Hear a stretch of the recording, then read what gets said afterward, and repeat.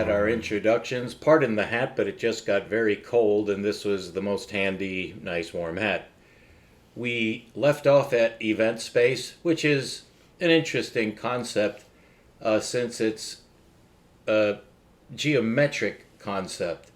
And to see that, I should have diagrams, and I will be able to refer you to prior presentations, of which there are hundreds, but a few of them do have diagrams showing what I'm going to ask you to just visualize because it's not difficult. And to assist us, I'll be using a finger drawing because this is so simple. I believe this can be taught down to the 5th grade level. So this is not difficult, but it is new. Event space does not occur in linear space. Event space occurs in a perpendicular space, and Albert Einstein actually discovered that. And in fact, it's in an imaginary space, and Albert Einstein discovered that as well. You don't often hear that in an introductory course to relativity, because you need to really get into the calculus really fast. Well, here we don't need to get into the calculus very fast, because we just discovered what the calculus actually means.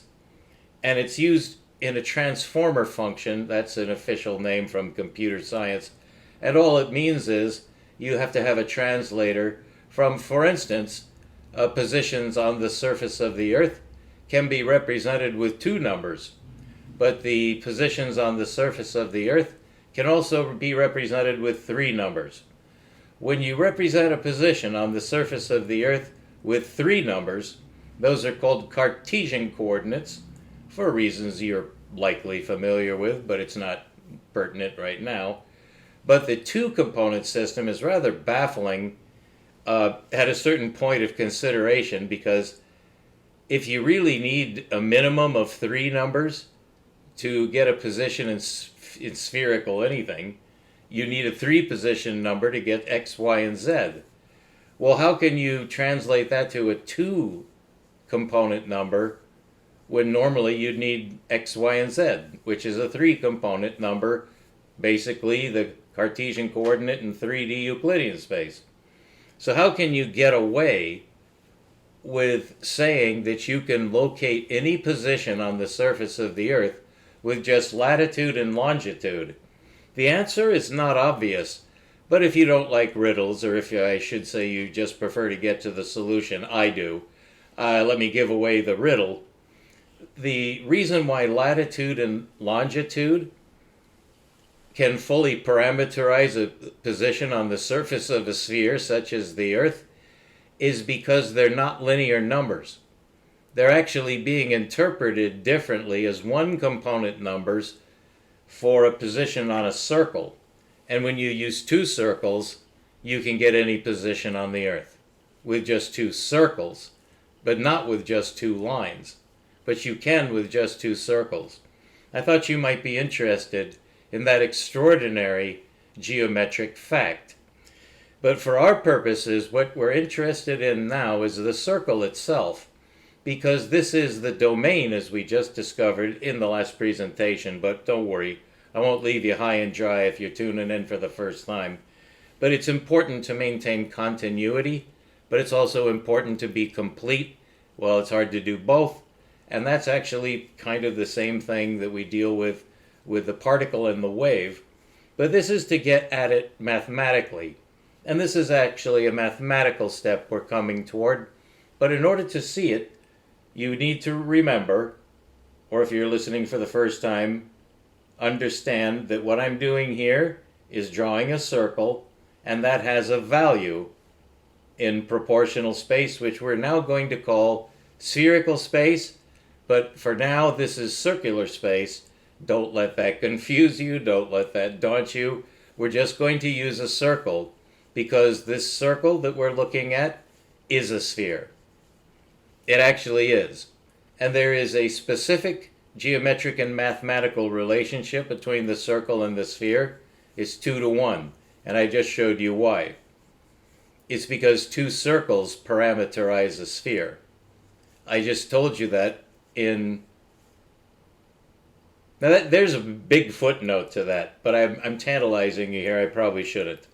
What we want to understand is the fact that this circle, first of all, obviously it's not linear. It's a curve. So we're going to call it that rather than confound the word line, which we're now going to be using in two ways. So when I say curve, I'm referring to the circle as a line, and that is called the circumference. However, that's a linear term, and this is not a linear circumference. So that's a very important and somewhat subtle, perhaps, point, pardon the pun. But the value of that curve is 1. Now that is actually its linear distance. But the number itself that describes that surface, it's called a surface. Technically, that's its type. Or you could even say its class name. It's a type of curve, which is a specific type of curve, the very simplest of all curves. It is in flat space, but it does represent a sphere, because every sphere in the universe rotates, which means every sphere has a special circle. That's the circle we're looking at. And so we're looking at the rotational component of a sphere. That is an actual circle, and we know that from the way we see. But it also can be proved geometrically. So we have a perfect mathematical vision into the sphere, that the sphere will have a value of 2 to the proportion that its circle has the value of 1. And we just proved that, so I hope you got that. So the circle represents the sphere, but we don't need the sphere because we're only dealing with the rotational component, which is manifested on the circle. And that's the only circle, but actually, obviously it's not the only circle, but it's it's called the eigencircle. And this is the eigen of event space. The eigencircle is moving. You have to think of it as motion. And therefore, you might be tempted to think of a particle moving around the circle. You must not think that way because you're not in linear space. There are no particles. Just as the standard model of particle physics proposes a universe composed exclusively of particles, I'm proposing a domain which could be called a dimension, but here there are only 2 dimensions.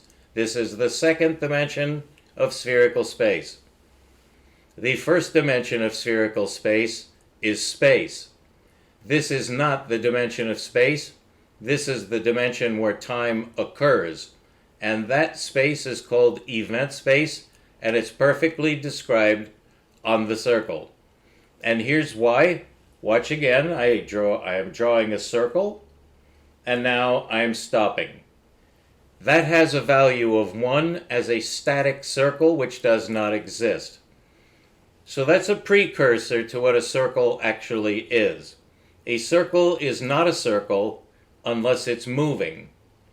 And when I say it, we have not yet specified what it is, and we're going to leave it open because this is a new data type, another discovery of Albert Einstein, but it was validated by Max Planck. And this data type is on the circumference. You can think of it as the circumference. So obviously it has a 2-component number because it's not a line. Since the circle is not a line, instead it's a curve, and so there are only these 2 objects in simple space. You can either have a line, which is open, or you can have a circle, which is closed. If you use the circle, which is closed, it has 2 dimensions. These are not linear dimensions, they are spherical dimensions. And so the 2 dimensions of spherical space are space and event space. And here we're using space in 2 different ways. Please don't ever let this confuse you. It's something we cannot get rid of. And so let me take care here to point out that space is what we think of as space. But event space is not space as you would think of space. It's event contra space. If you want to use space in its original sense of being spatial space, which is a weird thing to say, but it's forced on us, that spatial space is space. But temporal space is not spatial. Therefore, you can say that it's temporal space. Temporal, of course, refers to time. And so that is a correct name, but it's not the best name. The best name for the space that's not spatial, which Albert Einstein introduced us to with the name of time, from which we get space-time, really is space event. Is space event. It would be a more direct correlation between two class names that are basic. So space is space. We've never really had a problem with that. But when you mix in time, you have to be cautious what you're talking about. So this is the way to see time. And the way to see it is basically mathematical, and here's how. When you draw the circle and you notice that it's closed and it has a value of 1, but it's continuous, that is a continuous one based on a proportion. And that's exactly the correct way to say it. The circle is based on a proportion. And now you're going to find out what the two components of that proportion are. And this is one of the most amazing diagrammatic proofs I've ever seen of a difficult concept. But look again at the circle. And now I'm going to stop moving my finger, but you still see the circle. This sounds like hypnotism, doesn't it? That circle has a value of 1, but actually in spherical space using the proportional number system, which is a two-component number system, it's 1 proportion 1. And those two 1s are the two component numbers that go into the number 1. And the two component numbers of this 1 are 1 and 1. I'd like to give you a little ditty that I learned, which just for an amusing note. There were 2 racehorses, and I'm going to tell you the story of the 2 racehorses whose names are Tutu and 1-1. So these are the names of the 2 horses. They're racehorses. Now, 1-1, 1-1 horse race. 2-2, 1-1-2.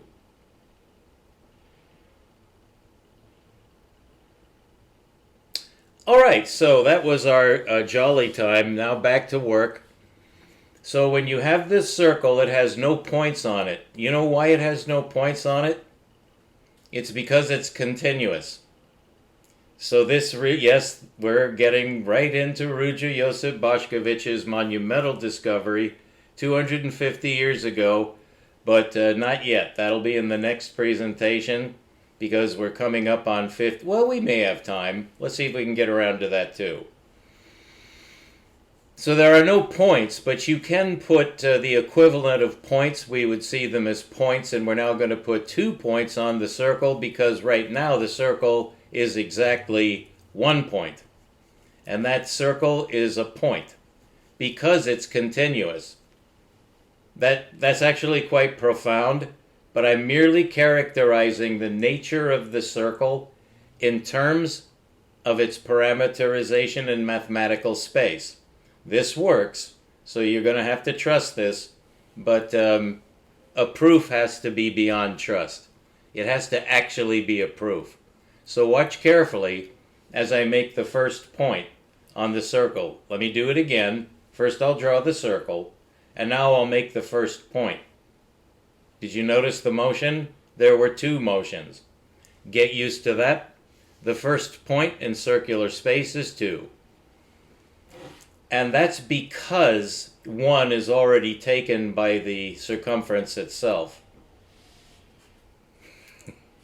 So what you've done is you've just divided the circle in half, correct? You just divided the circle in half with the number 2. So 2 is the number of points, and half is the new length of the period. And period is a very important word now. Period. Period. You should look that up to see all the definitions there are of period.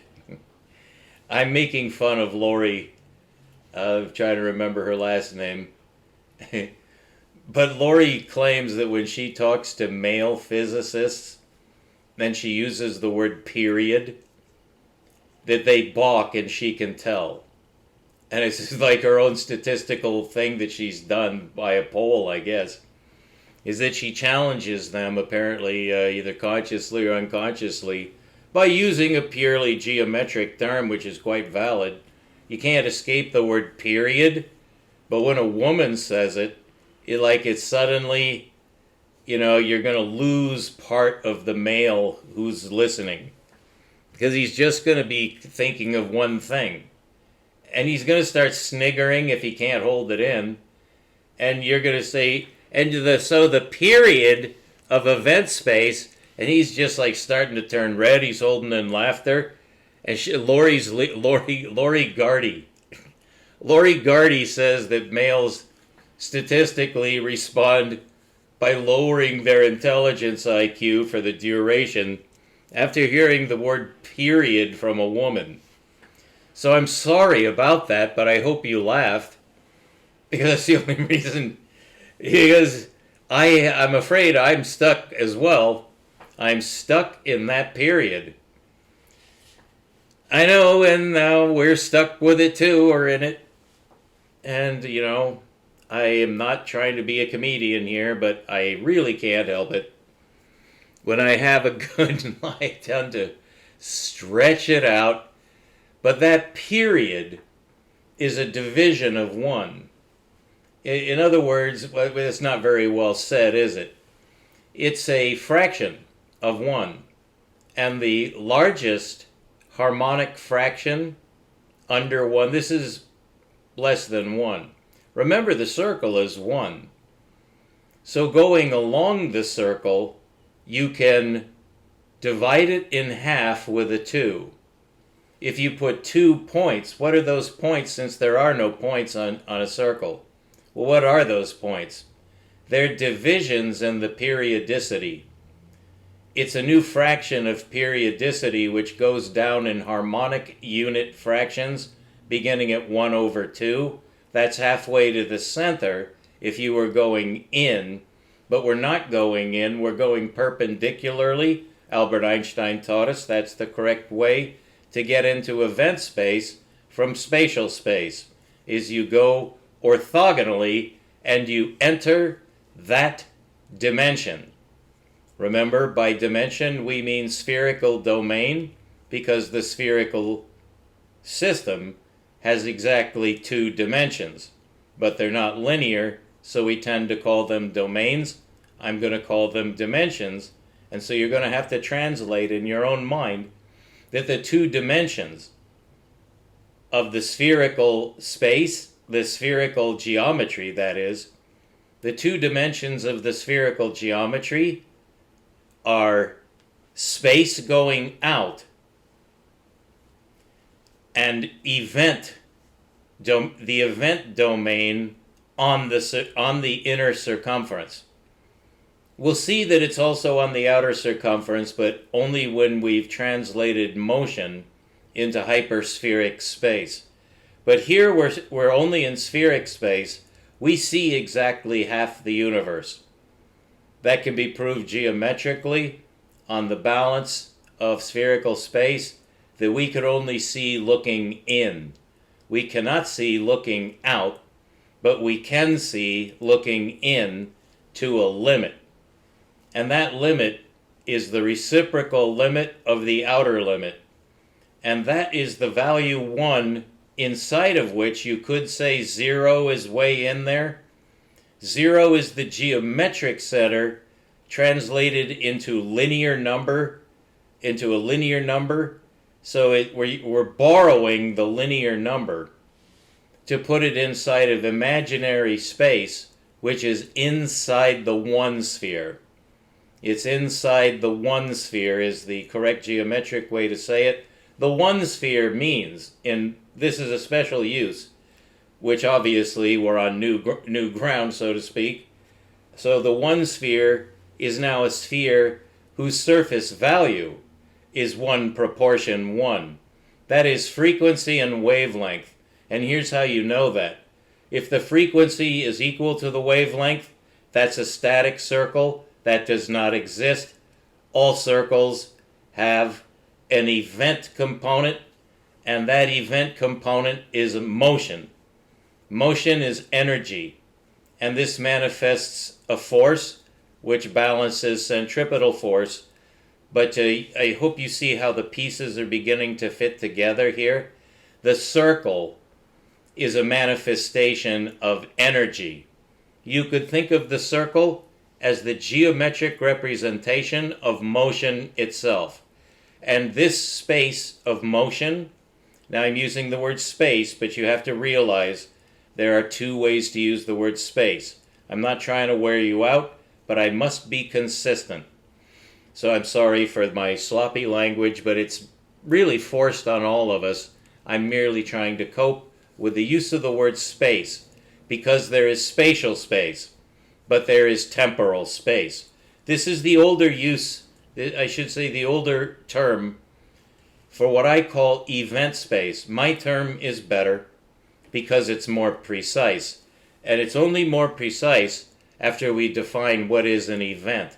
An event is a whole number. An event is a whole number greater than 1. It's 2, 4, 8, 16. These are the harmonic numbers, which I tend to prefer here. But it all depends on your metric. And we're getting to the metric. This is the space-time metric translated to space event construction, which is a two-component, two-number system. Albert Einstein's solution is a 3-1 linear split for the reason that cubic space already has the number 3. So to get to 4, which is the magic number, he added time, which is a derivative of event space. And here's how you find that out. When you draw the circle and you put the first number in the universe is 2. But it's a split number because it's a two-component number. It's 2 going in opposite directions, similarly to as 1 and -1 begin by going in opposite polar directions. These are opposite spherical directions, but opposite is the wrong adjective. They're orthogonal because the surface of the circle is orthogonal with the radial line. The radial line is all the lines. It's the integral of the ray. And the proper formulation of the line in spheric space, therefore in the universe, we're saying, is as a ray, because there's no such thing as a line of light.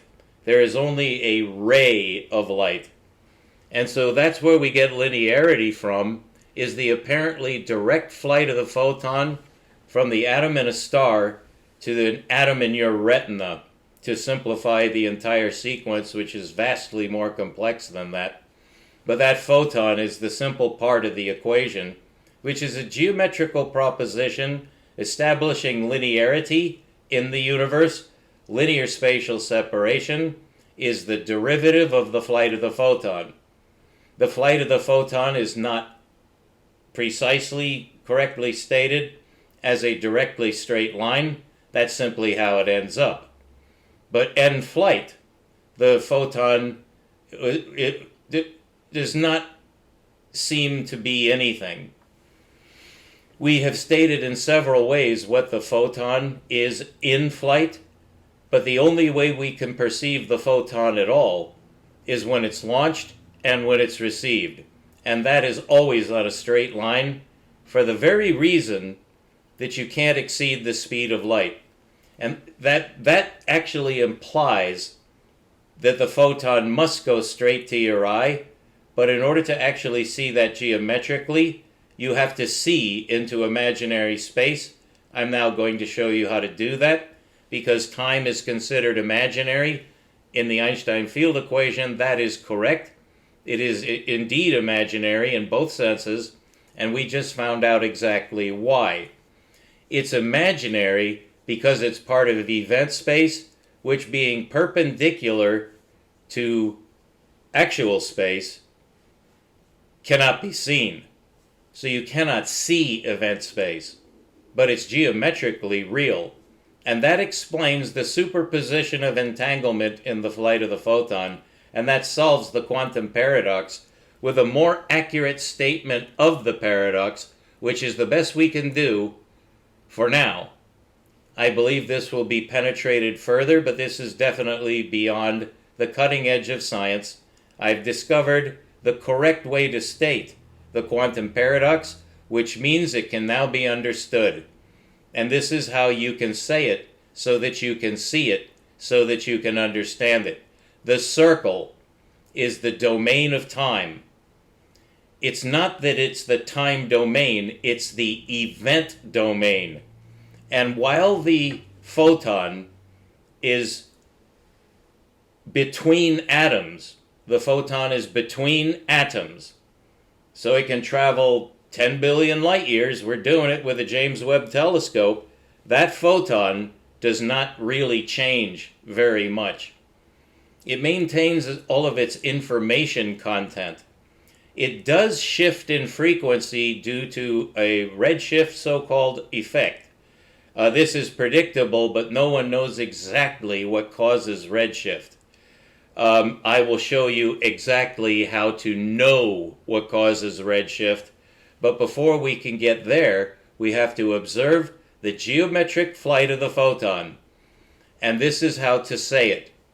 The right way to say what is the flight of the photon is that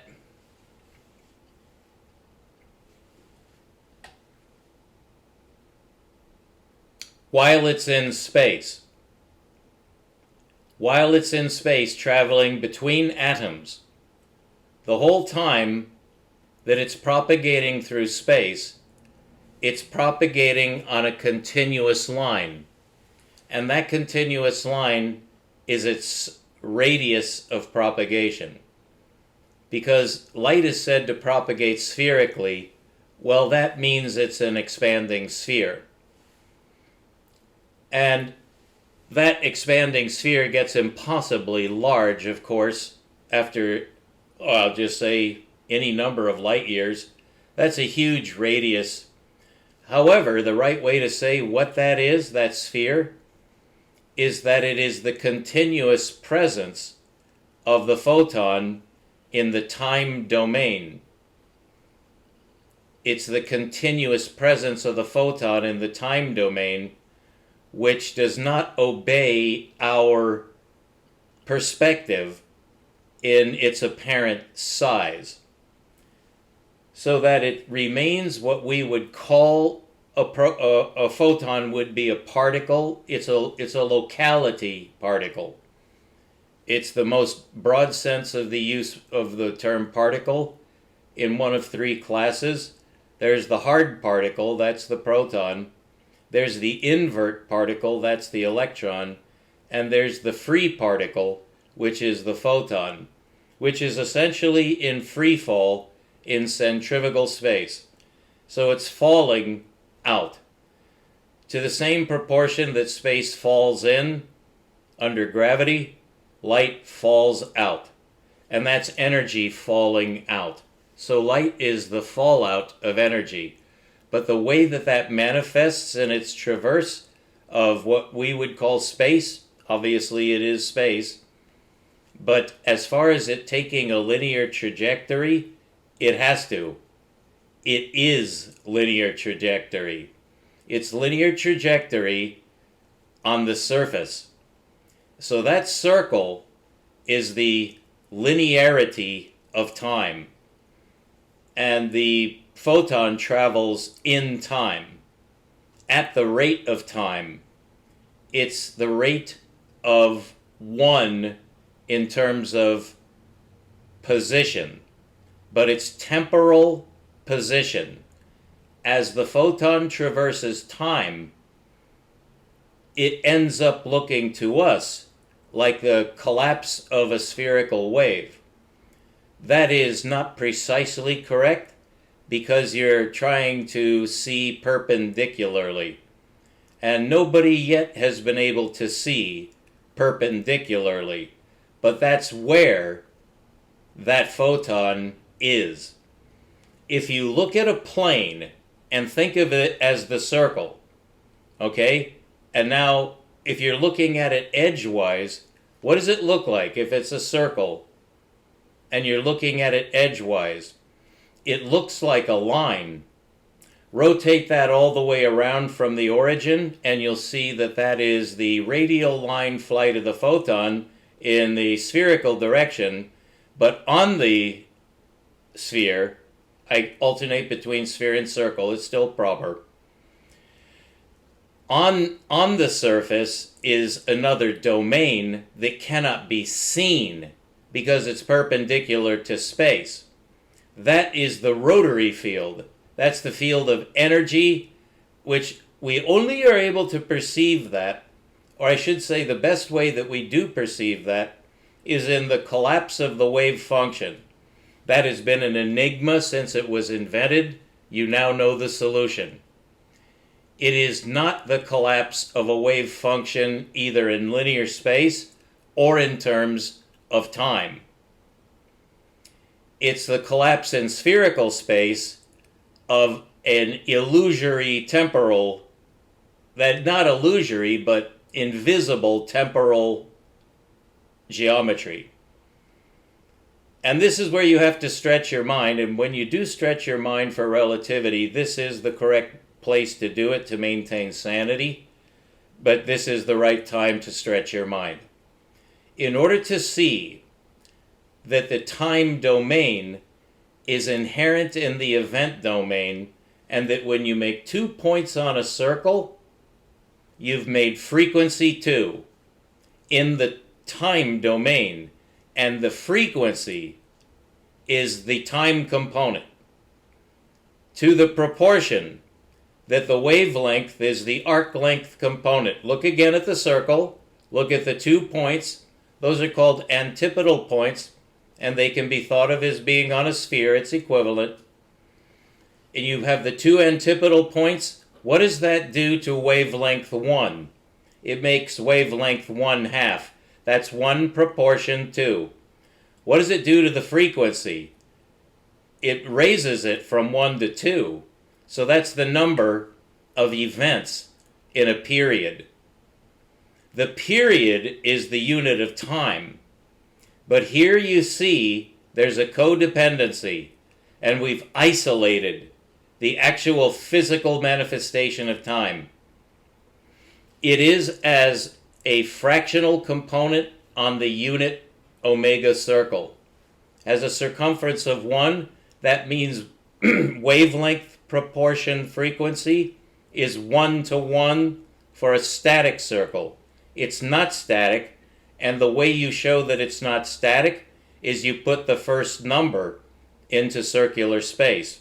You do that by making the antipodal first point. So now that means it's rotating. When you make a 2 on a 1, it makes a wavelength of 1 proportion 2, and we call the reciprocal of the wavelength the frequency in periodic time. The frequency in periodic time is one of the most elusive concepts that's ever confronted advanced physics or mathematics. For the reason that what I'm showing you is literally invisible. It cannot be seen, but we've learned to measure it. And the measurement that we make to observe this geometry is called entanglement. That'll be in the next lecture. That's 35 minutes. Thank you for tuning into this. I'm having a blast, but I also am trying to go apace, maintaining continuity, but explaining as much as possible in a given amount of time. That's the trade-off. I'm attempting to do so and will continue to do so. And I hope you tune in for the next presentation. It just gets better. We'll be right back.